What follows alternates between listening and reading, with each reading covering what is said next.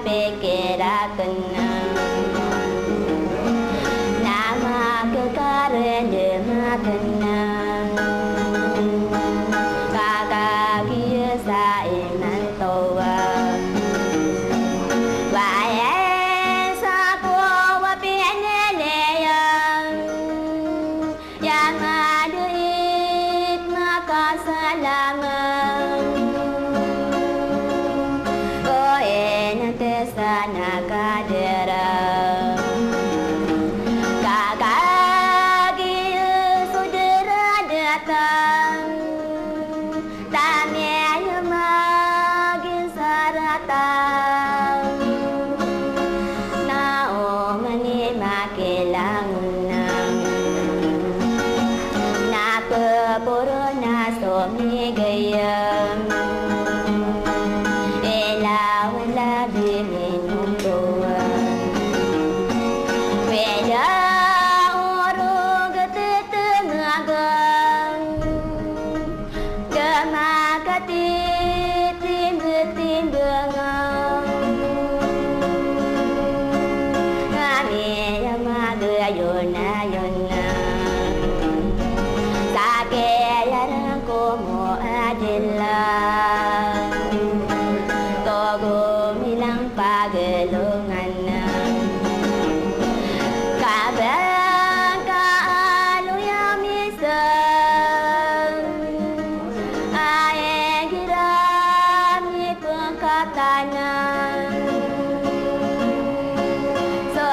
tempo atau saranawa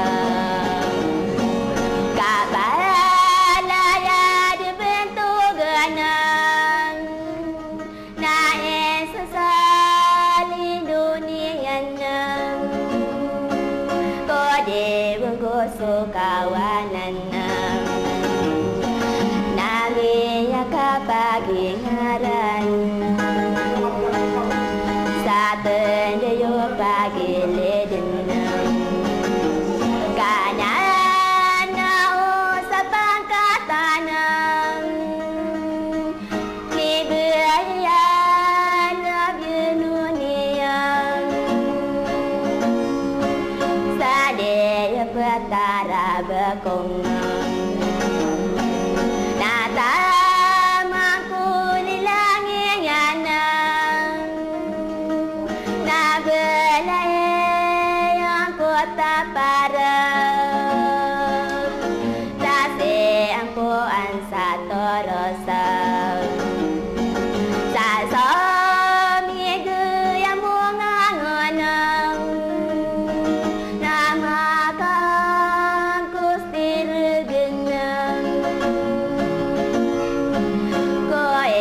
pangkatanian ko sa menu di gening ngadang nagogia dato ayang ae no se dato hansam nata maki dato tanjiam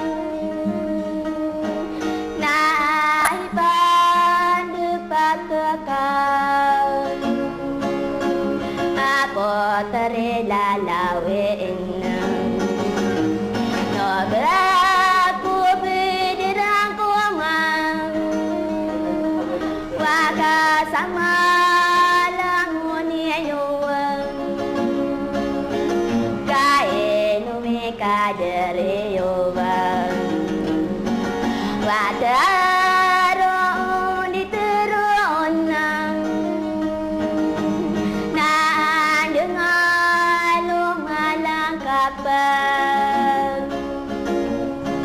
Pakatawiran saranawa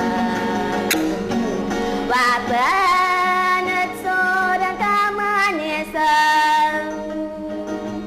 sasalam rekan ulangunan sasalam rekan utanan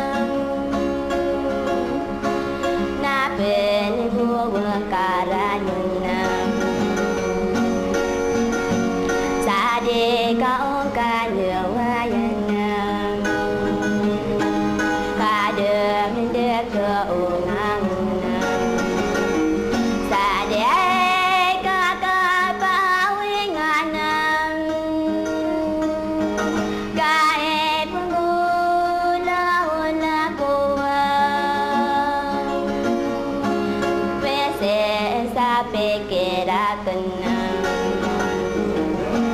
nama kekaren demakan kakak biasa iman tua wae sapu wapi neleyan yang ada maka salaman sana kadera kakak saudara datang tanya makin saratan naongan makilangunang napapuro na sumigayam ilawan labi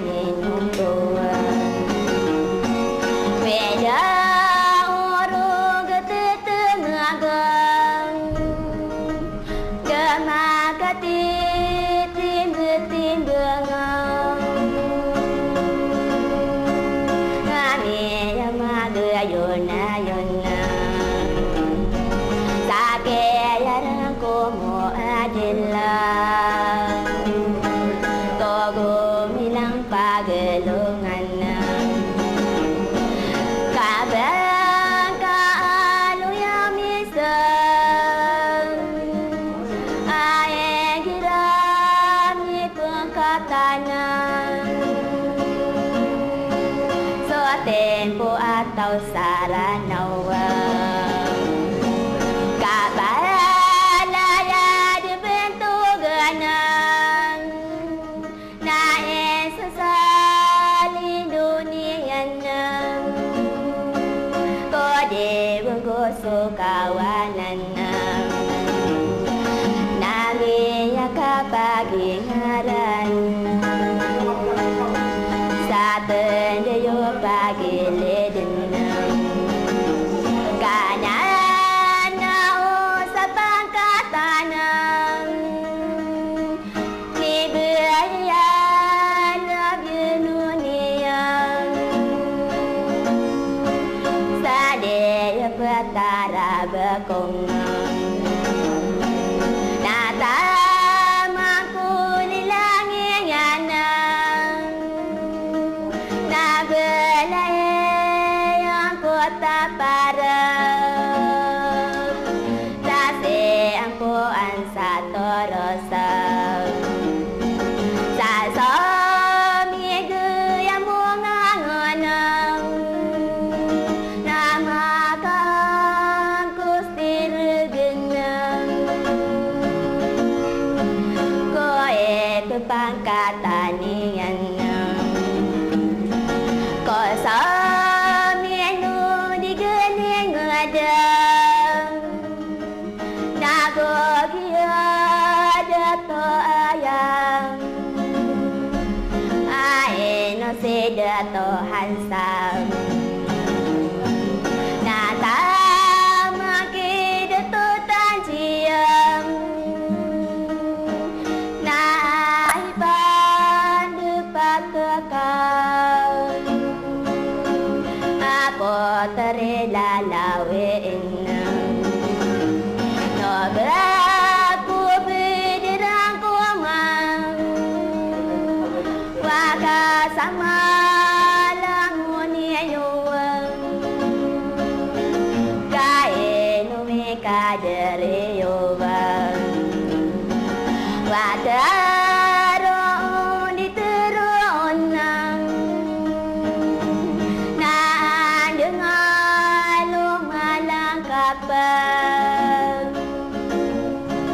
pakatawiran saranawa wabanat sorang kamanisan sasalang kekanulangunan sasalang kekanutanan